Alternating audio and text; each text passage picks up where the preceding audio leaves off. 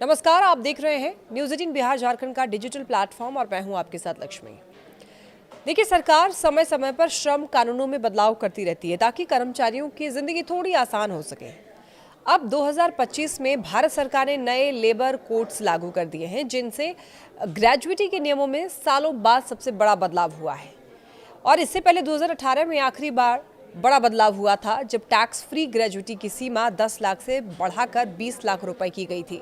पिछले कई सालों से निजी कर्मचारियों के लिए नियम लगभग वैसे ही थे, लेकिन 21 नवंबर 2025 से ये पूरी व्यवस्था बदल गई है। जी हाँ, अब ज्यादा लोगों को ग्रेजुएटी का हक मिलेगा। पैसा कैसे गिना जाएगा, कितना टैक्स लगेगा और कंपनियों को क्या क्या दिखाना होगा, सब कुछ पहले से ज्यादा और आसान हो गया है। खास बात यह है कि अब फिक्स्ड टर्म या कॉन्ट्रैक्ट पर काम करने वाले कर्मचारियों को भी कम समय में ग्रेजुएटी मिलने लगी है। सबसे बड़ा बदलाव यह है कि अब फिक्स्ड टर्म और कॉन्ट्रैक्ट कर्मचारी सिर्फ 1 साल काम करने के बाद ही ग्रेजुएटी के हकदार हो जाएंगे। पहले देखिए, कम से कम 5 साल नौकरी करना जरूरी था और इसीलिए प्रोजेक्ट पर काम करने वाले लोग या फिर कॉन्ट्रैक्ट स्टाफ अक्सर ग्रेजुएटी से वंचित रह जाते थे। अब आईटी, मीडिया, मैन्युफैक्चरिंग, कंस्ट्रक्शन जैसे सेक्टरों में काम करने वाले लाखों लोगों को इसका सीधा सीधा फायदा मिलने वाला है। देखिए, दूसरा जो अहम बदलाव है वो वेज यानी कि वेतन की परिभाषा को लेकर है। पहले ग्रेजुएटी की गणना सिर्फ बेसिक सैलरी पर होती थी, जिससे रकम कम बनती थी। अब नए नियमों में वेतन का बड़ा हिस्सा वेज में गिना जाएगा और अलाउंस कुल वेतन के 50% से ज्यादा नहीं हो सकता है। इसका सीधा मतलब यह है कि अब ग्रेजुएटी की गणना ज्यादा वेतन पर होगी और कई कर्मचारियों की ग्रेजुएटी 25 से 50% तक बढ़ सकती है। देखिए, तीसरा जो बड़ा बदलाव है वो टैक्स को लेकर के है। निजी क्षेत्र के कर्मचारियों के लिए टैक्स फ्री ग्रेजुएटी की सीमा अभी भी 20 लाख रुपए ही रहेगी, लेकिन केंद्र सरकार के कर्मचारियों के लिए ये सीमा 25 लाख रुपए तक कर दी गई है। यानी कि सरकारी कर्मचारियों को टैक्स के मामले में और राहत मिलेगी।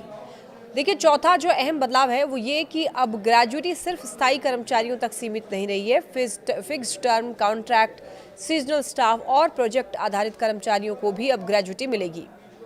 कुछ मामलों में देखिए, अनुपात के हिसाब से इससे संगठित क्षेत्र में लगभग जो है वो हर तरह के कर्मचारी इसके दायरे में आ गए हैं। जहां एट्रिशन ज्यादा होता है, वहां ये नियम कर्मचारियों को जोड़े रखने में मदद करेंगे। पांचवा बदलाव कंपनियों से जुड़ा हुआ है। अब कंपनियों को अपनी ग्रेजुएटी देनदारी को बैलेंस शीट में साफ साफ दिखाना होगा।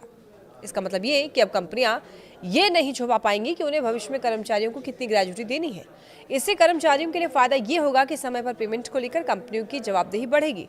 हालांकि कुछ बातें पहले जैसे ही रहेंगी, जैसे कि ग्रेजुएटी का फॉर्मूला अब भी वही रहेगा, 15/26 इंटू आखिरी सैलरी इंटू काम के साथ। स्थायी कर्मचारियों के लिए 5 साल की शर्त भी बनी रहेगी, लेकिन फिक्स्ड टर्म वालों को इसे छूट मिलेगी। कुल मिलाकर के 2025 के ये जो बदलाव हैं वो कर्मचारियों के लिए काफी फायदेमंद है। अब ज्यादा लोग कवर होंगे, ग्रेजुएटी की राशि बढ़ेगी और टैक्स को लेकर के भी साफ नियम होंगे। तो ऐसे में हर कर्मचारी को अपने सीटीसी, कॉन्ट्रैक्ट टाइप और एचआर पॉलिसी पर जरूर ध्यान देना चाहिए, क्योंकि ये नियम जो है वो सीधे आपकी जेब और भविष्य की सुरक्षा से जुड़े हुए हैं।